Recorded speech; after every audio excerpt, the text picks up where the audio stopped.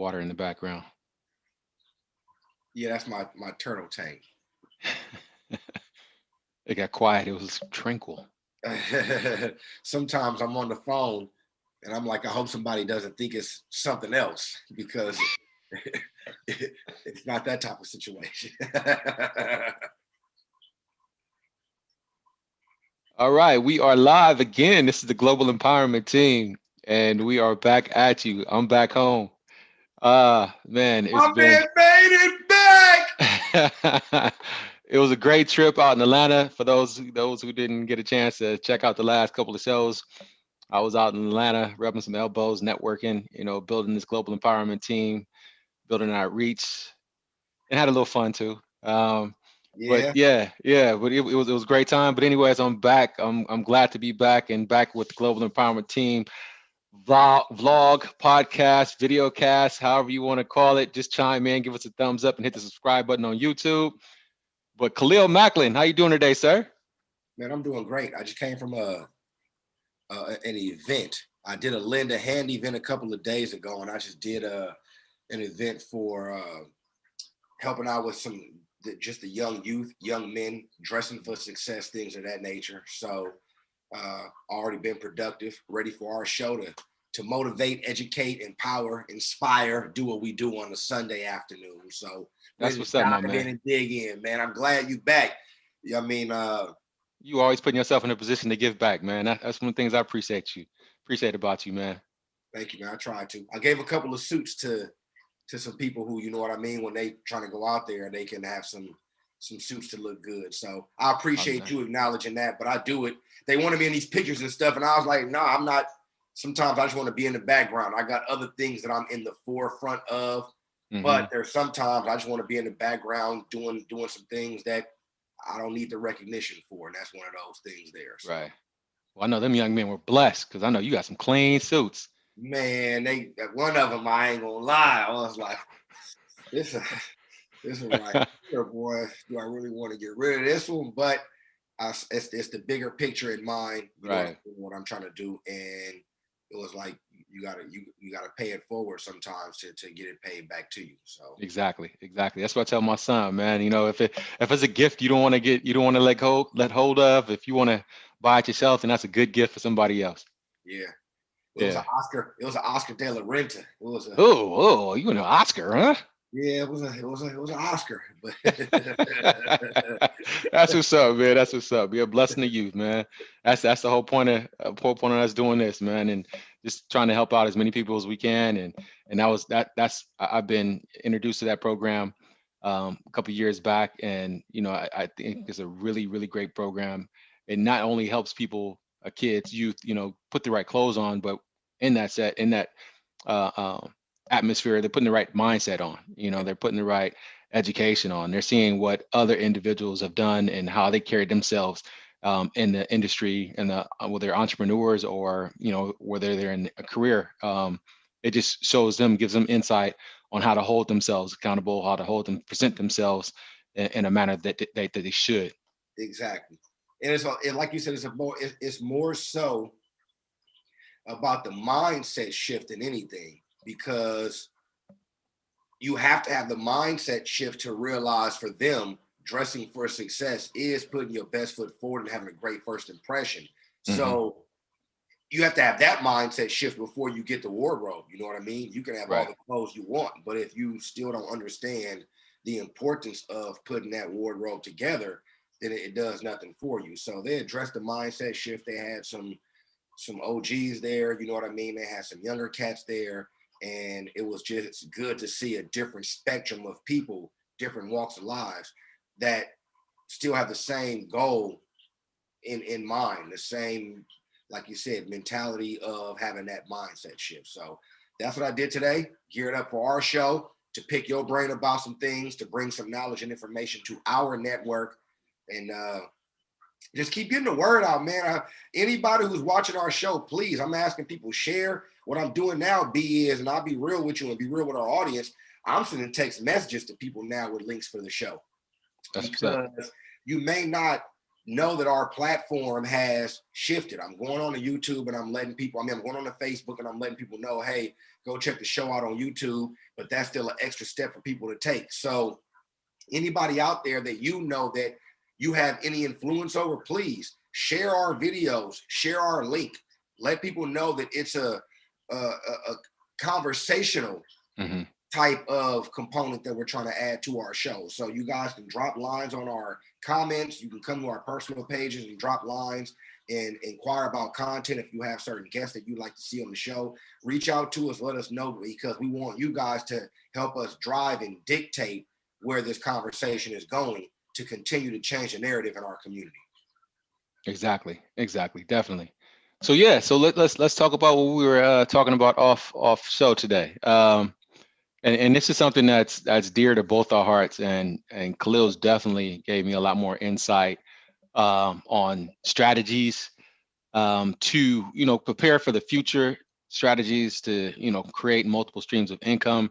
This is one of the lessons that I've learned years ago, um, and it's really true to my entrepreneurial mindset, my entrepreneurial spirit, and understanding that individuals who have reached a certain level of success that we look up to as as people that acquired a certain level of wealth. They have multiple streams of income. They strategize for the things that are coming. They have the foresight to look down the road and, okay, what's my 10-year plan, what's my 20-year plan, what's my 30-year plan. One of my mentors, he sat down with me and we went over a 99-year calendar, and that right there just gave me so much insight on how short our time here is and how fast time fleets, how fast time just runs away. So just understanding to be about me being more purposeful about the things that you do, the things that you spend your time doing. So with that said, we were talking about um, real estate, and one of the things I mean, there's so many different topics about around real estate. Obviously, I run a real estate team, and so I was like, okay, so we could talk about the opportunity right now with the interest rates still being somewhat low. They've creeped up a little bit, but they're still low. Um, the opportunity that sellers have right now to get multiple offers. Some areas where homes are getting 30 plus offers, all over asking. Contingencies, all contingencies removed, or except for the loan or cash offers are coming out of everywhere.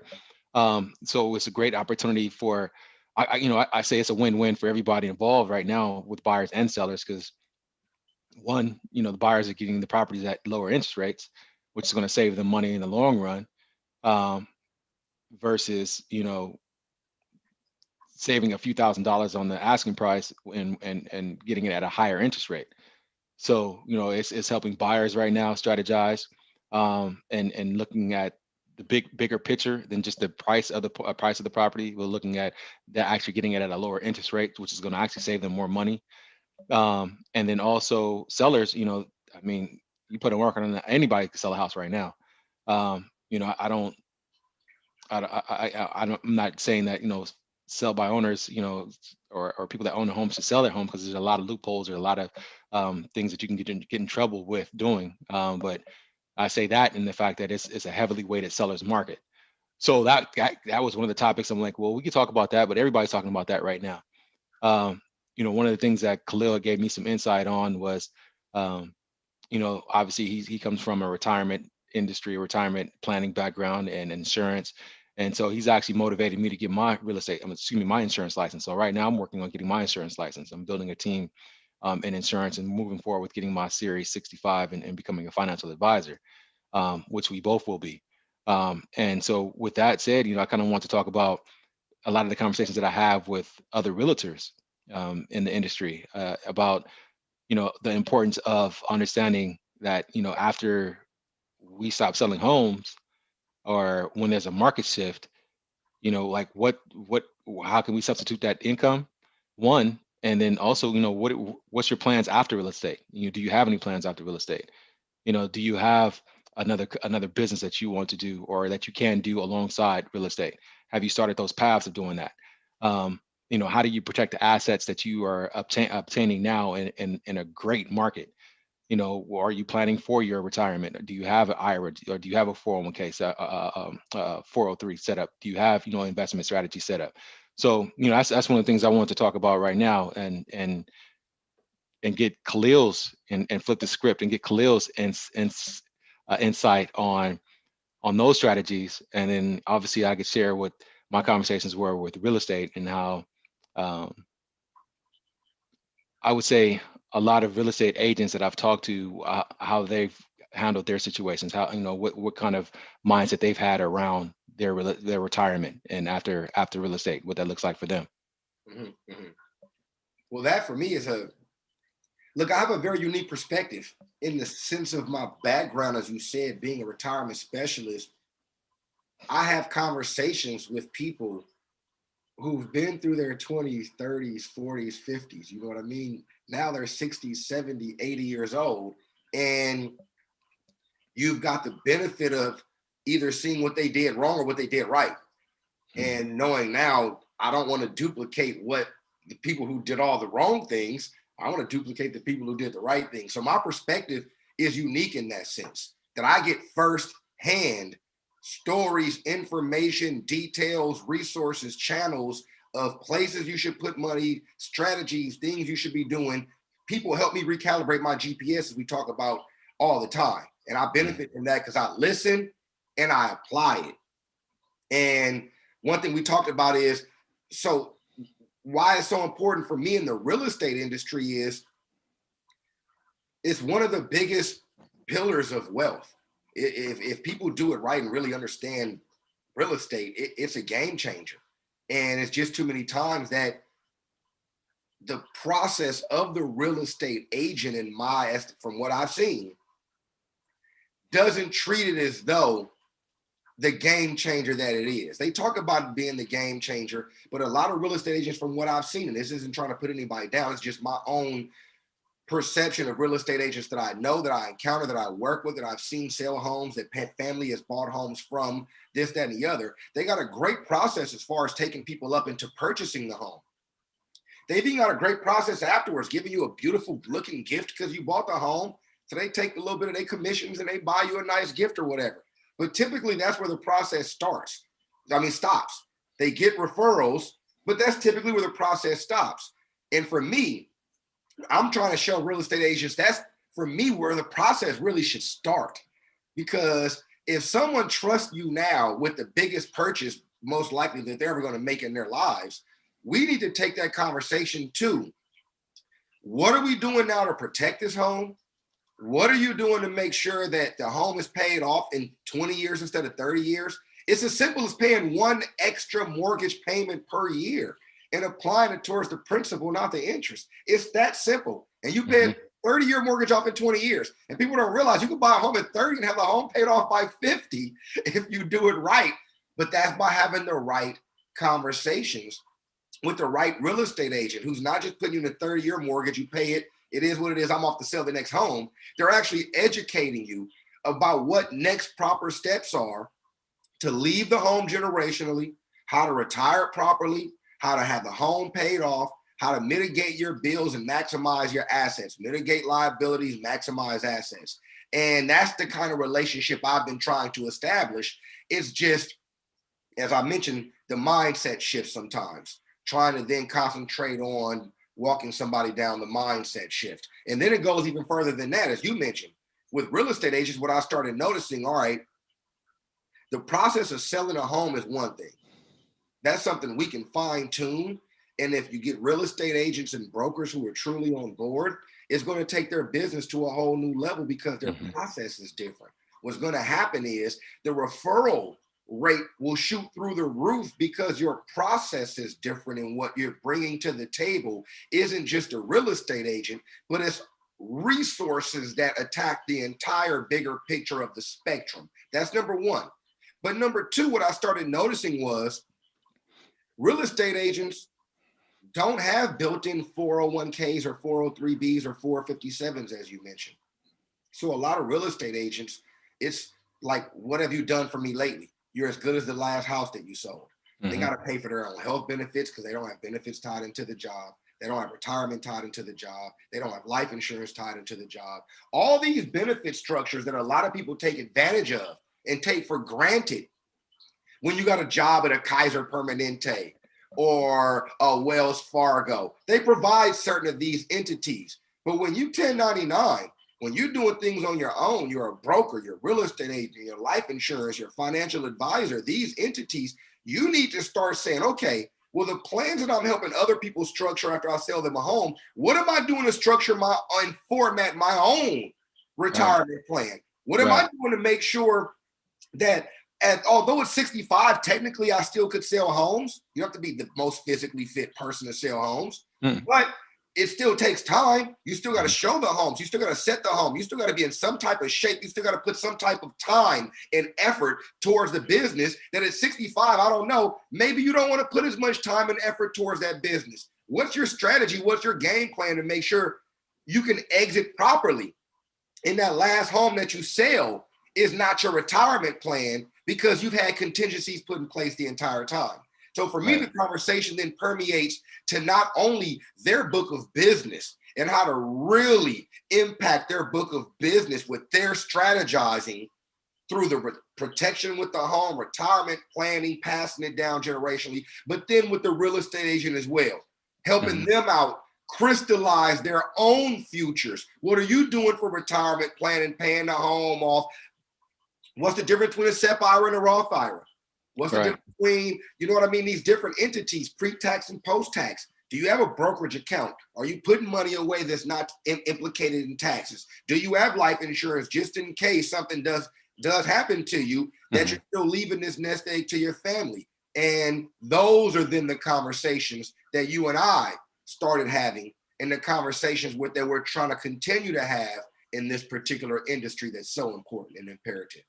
Right. You touched on a few things there too, and one of the things I want to bring out was the fact that, that's what actually brought us together, was that conversation and that mindset about building these foundation, building these pillars of wealth, understanding that you can't put all your eggs in one basket to build wealth. That utilizing the tiers, investment strategies, stocks, insurance, real estate.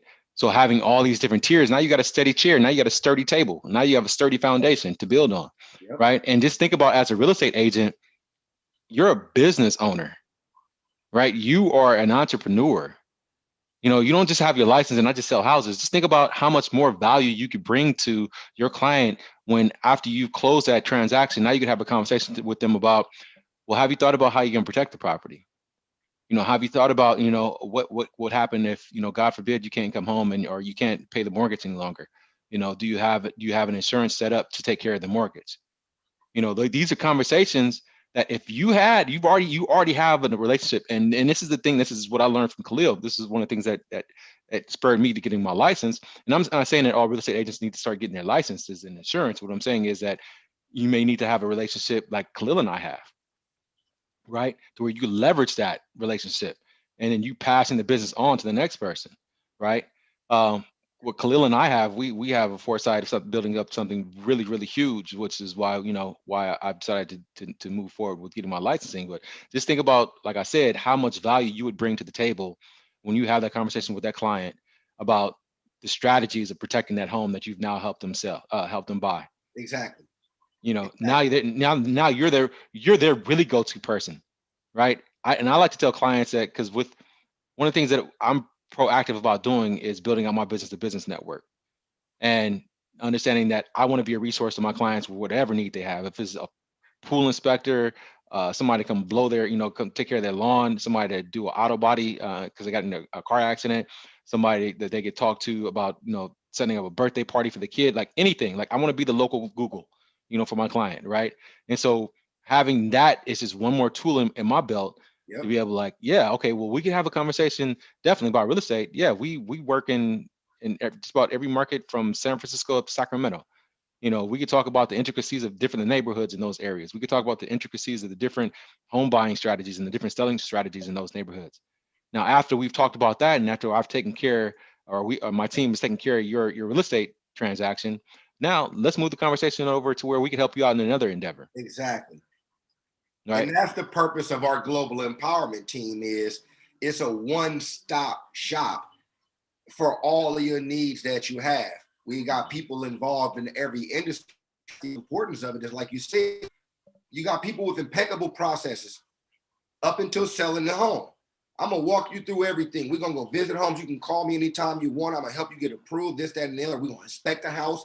Then, like you said, typically their resources are, oh, don't worry, I can get somebody plumber, I got a roofer, I got a construction person, this, that, and the other. They got somebody to come and take care of the home's maintenance and making the face of it look good. What if they actually then took it a step further and say, now let's open the hood up. I'm gonna have somebody come and take it a step further and open the hood up. Once again, first things first, I'm gonna show you how to get this 30-year mortgage paid off in 20 years. That's the first piece of the conversation they should have. If the mortgage is $2,000, let's say, or let's say $2,400, make it even. You can make an extra $200 payment every month. Make it easy on yourself and apply that towards the principal, not the interest. By the end of the year, you've paid one extra mortgage payment. You do that, you will pay your mortgage off in 20 years instead of 10 years. That right there is worth its weight in damn gold if a real estate agent actually told you that. That's number one. Number two, now, what are we doing when we pay this home off in 10 years? What's your retirement? When are you looking to retire? If you're buying a home at 45, that means the home should be paid off at 65 if we do things right. Or are you planning on retiring at 65? Once they start giving you those types of answers, like, you know what? The next step is we need to figure out how to not only protect this home. That's number one, just in case something happens in the next 20 years. If you do the math on 365 days times 20 years, you're taking thousands of chances up and down the byways and the highways. We got to protect against that. That's number one. Number two is, what are you doing as far as, does your job offer a 401k? Does your job, what are you doing as far as retirement strategizing? Because that's the next conversation. And like Benny said, I may be a real estate agent who has no interest in that, but to know I've got a Benny Bell, a Khalil Macklin, or whoever it is as a resource to then take that conversation for my client to the next step. Not only does it help me as a real estate agent then rest at night knowing this person's ironclad. I'm walking them through the full steps and making sure everything's ironclad. But you can rest assured, once that person starts going through things and they start setting different products up to protect themselves, and they start getting a Vivint home protection to protect their home, and they're like, they feel more comfortable now that their new investment is protected by Vivint. Then they start getting things like some Legal Shield or something like that to protect their identity, to where now throughout the dark web, they know to protect it. You start setting up with all these different entities, you better believe they're going to refer you to somebody else, because your system is just completely different, unique, and more thorough than anybody else's. And that's ultimately what I'm trying, and Benny is trying to present to real estate agents, to brokers, is that relationship, bridging that gap for your client. And what happens is this, as Benny said, the referral system is cyclical in its two ways, because Benny and I roll into people all the time who want to be homeowners, first-time home buyers, whatever the case may be. And oftentimes, I then need to have someone who I trust in a certain industry who I can say, you know what, we've set your life insurance up. I've set you up with a Roth IRA. Your kid's got a 529 college plan. We got all these different entities in place. And you told me you want to be a homeowner. Well, I'm not a real estate agent, but guess what? On my team, on the Global Empowerment team, I got somebody who can come and assist you with crystallizing that real estate dream and showing you how to not only become a homeowner, but to turn that eventually into another revenue stream. Because ultimately, as Benny said, you want to have as many revenue streams as you can. And that's to the point where that's not 7 businesses all the time.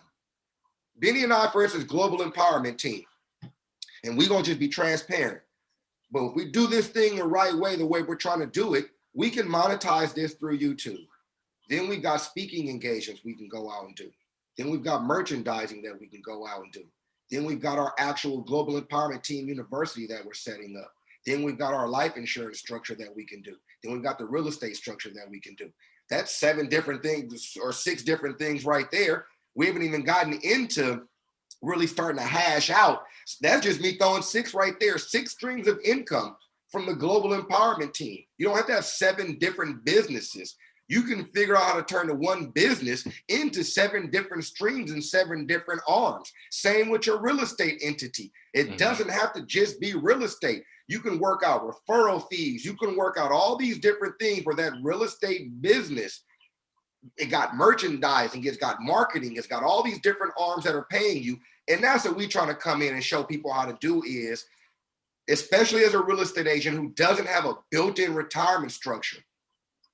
I see a lot of real estate agents, and Benny, you can attest to this, they don't own homes. It's one thing when I'm talking to you about it and I'm good at it, whole nother thing when I can tell you through practice of what I've done, which is why my conversation is different. I'm not telling you to do anything I haven't done myself that I know works. Stuff that I learned from other people that I put in the application that I've seen work, and I'm showing you how to do, that if you put in an application, it's going to work for you. Rinse, wash, repeat. It's the same thing. So a lot of these real estate agents, we just trying to show them how to structure it for yourself, how to get out there, become the homeowner that you're helping people become. Build the retirement structure you're helping people build and assist with. Create the generational wealth that you're trying to help people create.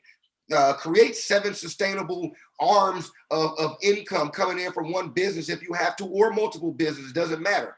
But you have to do that. It's imperative because you don't have a job that's sitting back giving you a pension and a built-in 401k that's matching you 5%. Right. And one of the things that understanding how cyclical this business is, buyers and sellers, they're more knowledgeable about the market, or just as knowledgeable about the market being cyclical as real estate agents, and understanding that right now, this is a great opportunity for real estate agents. It's easy. It's really easy right now, unless you're heavily weighted with buyers. Now, if you are heavily weighted with buyers, then yeah, it's somewhat of a struggle because, like I mentioned to you earlier, one property might get about 30 offers. So, you have to be really strategic. You have to be really knowledgeable about the contract. You have to really know negotiations. You have to be thorough about following up with the listing agents, having conversations with the listing agents, finding out exactly what the seller's or motivation is, finding out what you need to do to get it put in that contract that can create a win-win. So, coaching agents and coaching real estate agents on business structure and strategies, it's just understanding that, okay, I'm in a market right now to where I could do minimum, right? I could do the minimum and get by. I could sell maybe 3 or 4 homes a year and get by, and if that, and I'm not knocking you, because if that's your goal, that's your goal. If that's what you got into this business to do, then okay. However, if that is your goal, doing 3 to 4 or 5 transactions a year, why not make them the best that you could possibly do? Provide that client with the most value that you could possibly provide them with. Make sure that client, when they do sell or when they do buy, that they will remember you.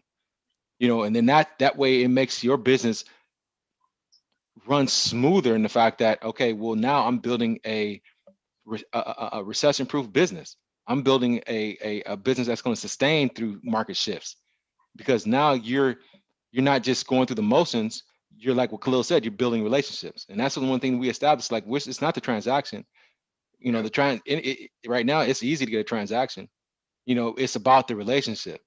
It's about understanding that, every opportunity that you have to have a conversation with somebody could either break or make your business. And if you took every conversation that way, then you're going to put yourself in a position where you can provide the most value to that particular person. And that's exactly what we're doing. We're strategizing to make sure that when Khalil went through that list of different avenues of income, that's not just avenues of income, that's avenues of value that we provide to our clients. And if we're concentrated on the value that we bring to our clients, the money is a byproduct of that. The more value you provide to somebody, the more services you provide to people, the more revenue that's coming back in. Yep. That's just reciprocal. That's going, that's just, that's just nature. So that's why we strategize so much about how we are positioning ourselves to provide more value to our audience members. That's why we have a conversation all the time about strategizing on what positions that we need to put ourselves in individually. What mindsets we need to put ourselves in, and bringing that back to real estate agents. Khalil, prior to Khalil and I actually meeting each other, Khalil reached out to me and on Facebook, and I just didn't put the dots together, how he knew me or blah blah blah, or I didn't put much effort into it. Um, and we missed each other. We totally missed each other on that.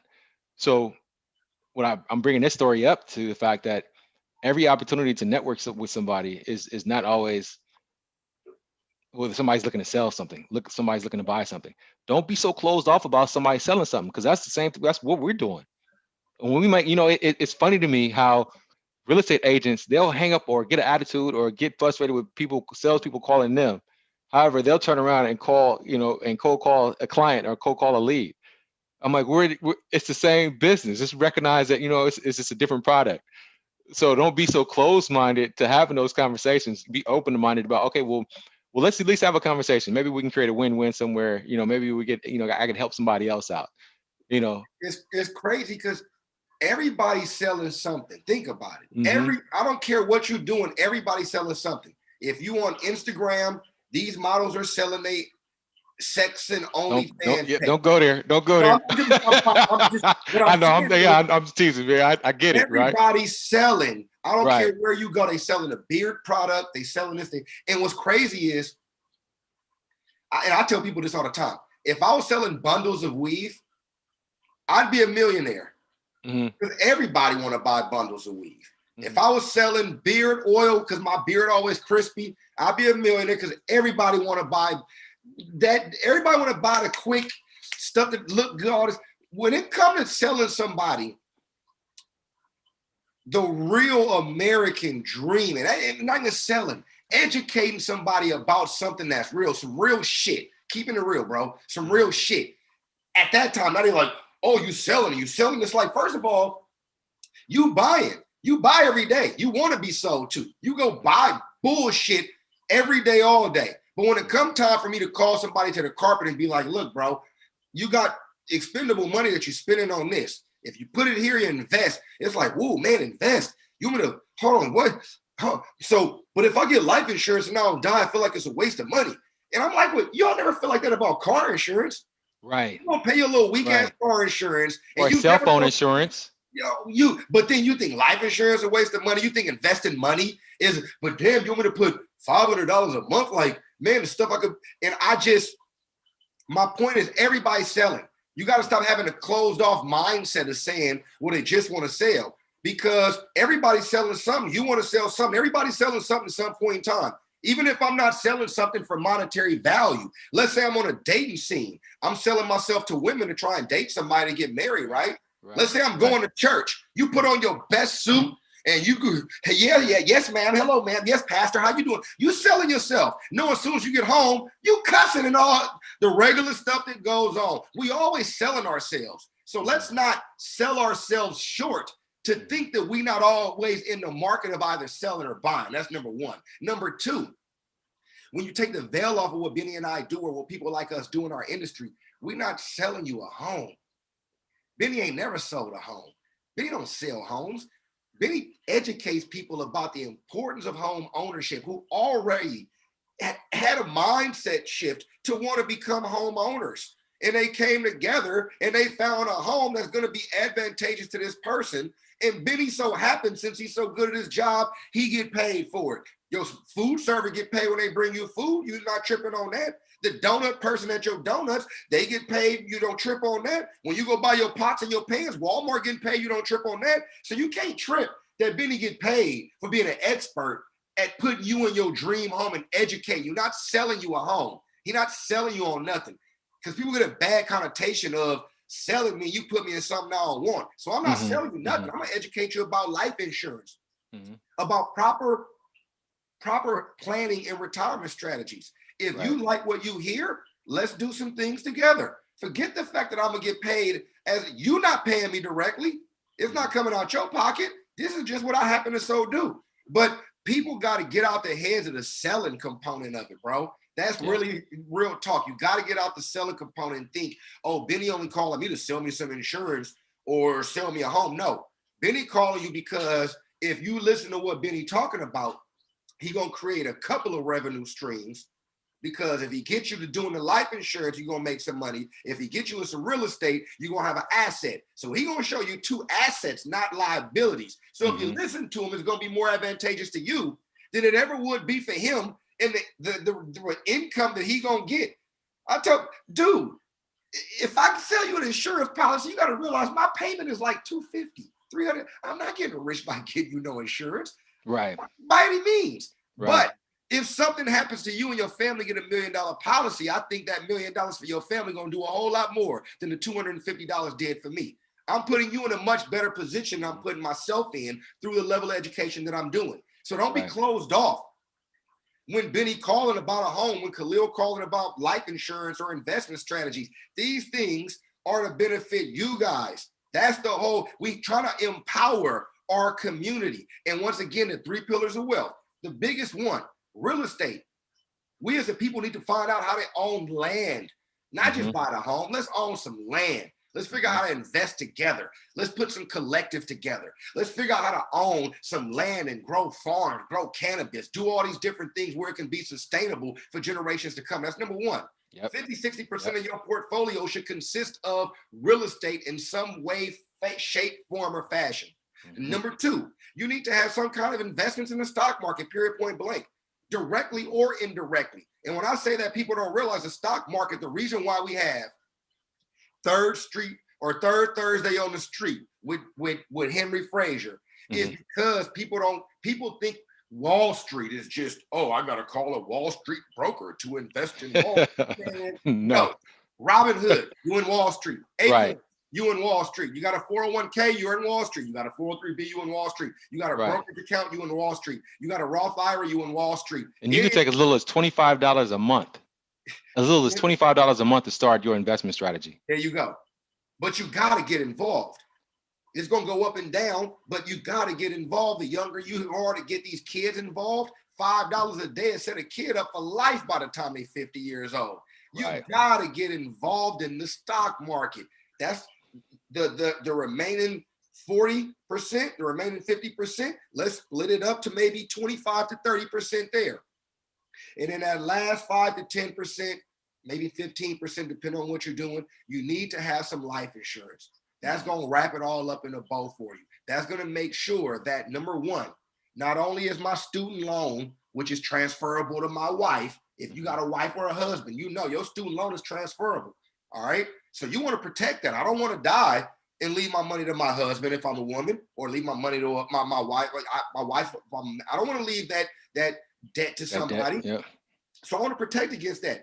Maybe we just bought a home and we owe $500,000 over the next 30 years. Maybe I want to protect against that if I don't make it home. Also, what people don't realize is income replacement is the one people always miss. They want to get mortgage insurance, this, that, and the other, which is fine. But if I've got a 9-year-old daughter running around, that means financially I'm responsible for at least 9 more years. But I'm the kind of dad, I want to help them through college. So I'm looking at 21, 22.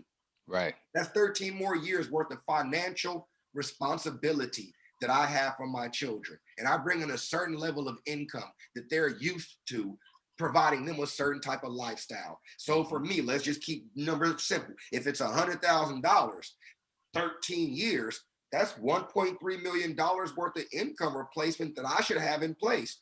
That if something happens to me and I don't make it home, my children can still see that $1.3 million daddy was going to bring in. That's barring no salary increases, no bumping, no raise, no nothing. That's just staying at the bare minimum that I've ditched at $100,000.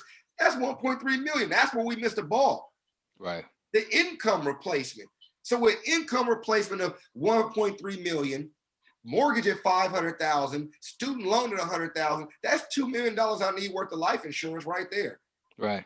And are you having that conversation with your life insurance agent? Most people tell me, oh, I got a $50,000 policy, and I congratulate them. Thank you. Give me a hug. Start. Right. You got insurance, that's a start.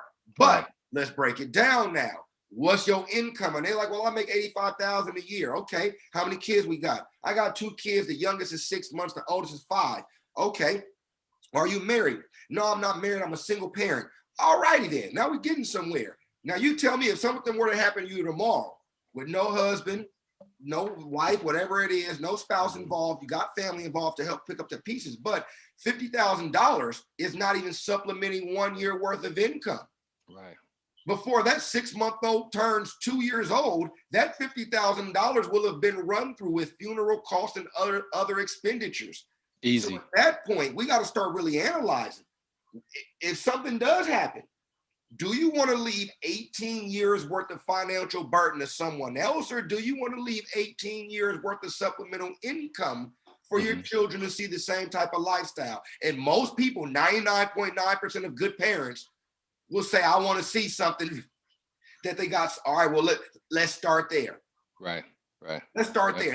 That's bare minimum. Now we start talking about mortgage, all these other things. If you don't have a mortgage, we don't need a mortgage or life insurance till you get a home. If you don't have student loan, don't need to put nothing there. Let's just do the income replacement. But you gotta have these conversations to really know if you truly protect it. And that and I'm glad you brought that up, because one, since I've started having these conversations with you, a lot of people that I have conversations with outside of our platform is, I'm covered. My job covers me. Yep. I got an insurance plan with my job.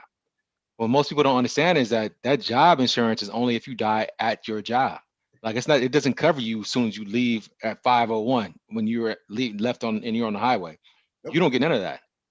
Your kids don't get none of that. It's in, so understanding that, okay, I mean, if it's only a couple cents out of your paycheck, every paycheck, okay, you probably not gonna miss that. It might be something good to have, why, because you could possibly die at work. However, you shouldn't be relying on that, because again, that's probably only about $40,000 in most cases. So that goes back to having that same conversation about being transparent and being vulnerable. Like let's put it all on the table. Yep. We're not here to judge anybody. We're here to educate. We're here to empower. We're here to uplift. Yep. And so vulnerability is strength, and you're not going to get anywhere without being vulnerable. Yep. Because then you're not going to be able to assess where you are and where you need to be. None of this is from a judgmental standpoint. It's all vulnerability.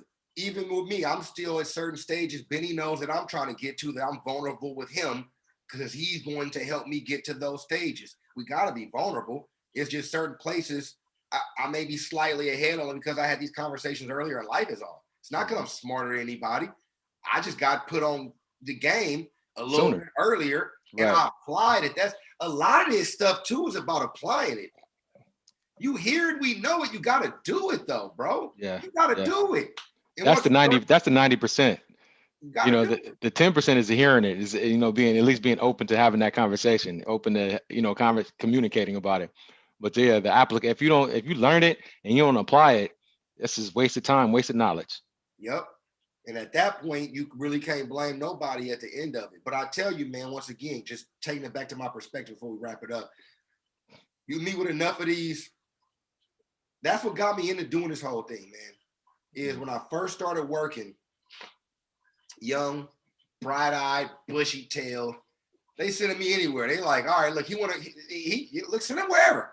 I live in Concord. They sending me to Gilroy, bro. They sending me to South San Francisco, Millbrae, Cupertino, Foster City. Like, as a kid growing up in Oakland, half of these places, I'm not gonna lie to you, I never heard of. Right, I was about to say that. Yeah. Right. Bay. I'm like, what, the Pacifica? Where you? I mean, they got me out on the ocean, bro. Like, seriously. Only place I'd heard of is Gilroy, because we used to go to the Gilroy Garlic Festival. Other than that, I didn't hear none of these places till I drove out there and realized, they right in my own backyard. Really don't know, but they're really affluent areas. You go in and they on hills and they're nice homes and they big and the yards look nice. You go in and it's pristine and it's opulent and it's dusted who dusts every day? You know what I mean? Like, you come to my house, bro, I ain't gonna lie.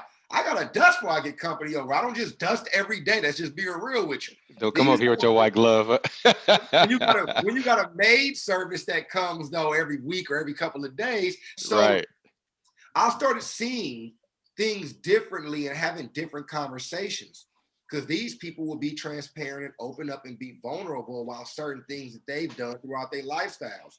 And I started applying it to what I was doing while I was working. Now, fast forward the last 8-9 years of my career, they said, look, man, you done turned around Danville, Walnut Creek, like all these areas where you don't see many of us. I went in there and I crushed it.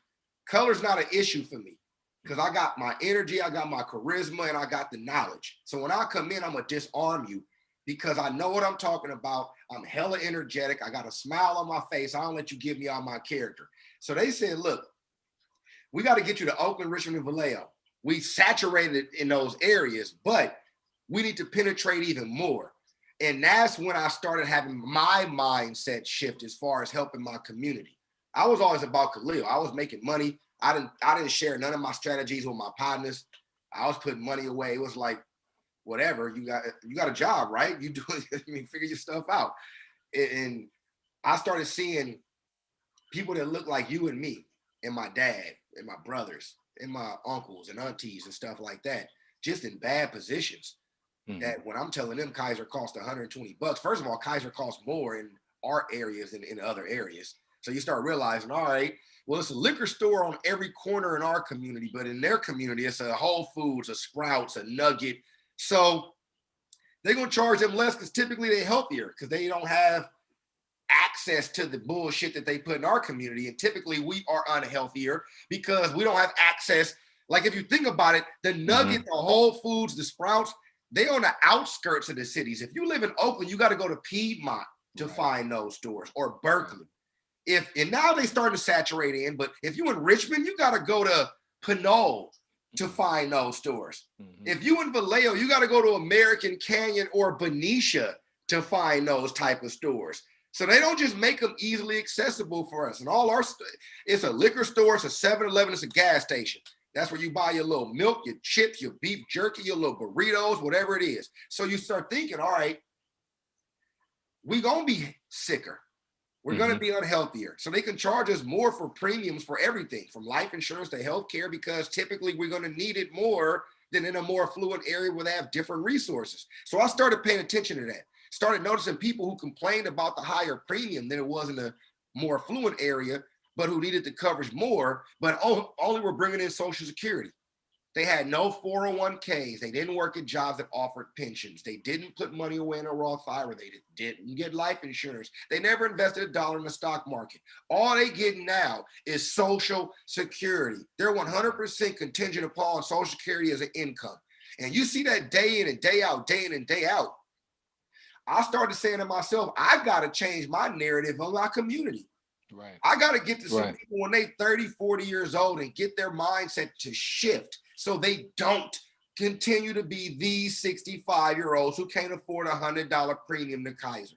And that's when I then left Kaiser to do what I'm doing now so adamantly and vehemently, is because we need that conversation, bro. People need to realize what the importance of saving $1 is now. And if you put it in the right place and let it compound interest, the eighth wonder of the world, that compound interest will do greater good for you than going and buying all these dumbass clothes and new PlayStations, and you got a fancy car, but you live in an apartment, or you live with your mom, you're renting, you're not owning. We got to get out of that mindset. And I'm sorry to keep going. That was my soapbox, but that's why we here. And that's why we got the global empowerment team. And once again, this ain't to put nobody down, because we were all at that mindset. I was living in my mama's house at one point in time with 3 cars parked in a cul-de-sac, flat screen TV. My room looked like Hakeem's apartment on damn Coming to America. No joke. You come my room like, wait a minute, how you get all these amenities in this little old room in your mama's house? Because I had a small mind. Right. Gold teeth in my mouth. I'm selling insurance, but I come home and put gold teeth with diamonds in my mouth, just wasting my money, not saving nothing.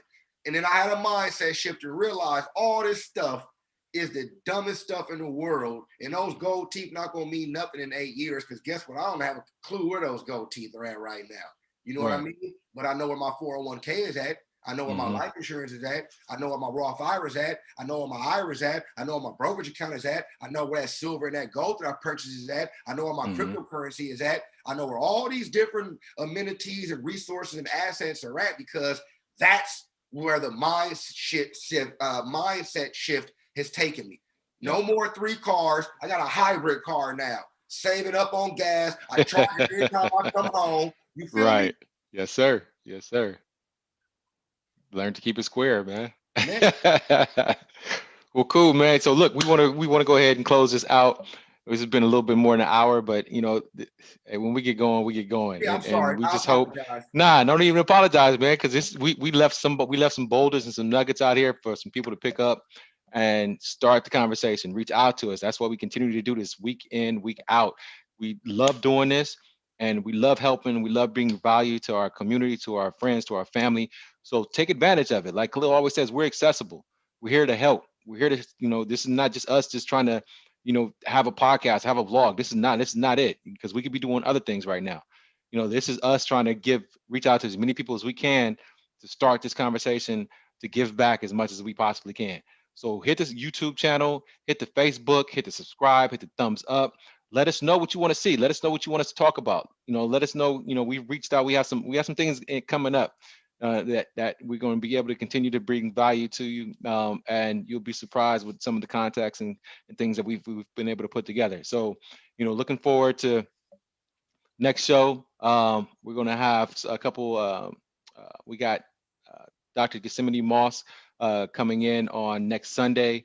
We got a guest locked in on Thursday, but we'll send that out. We'll send out some more advertisements before then.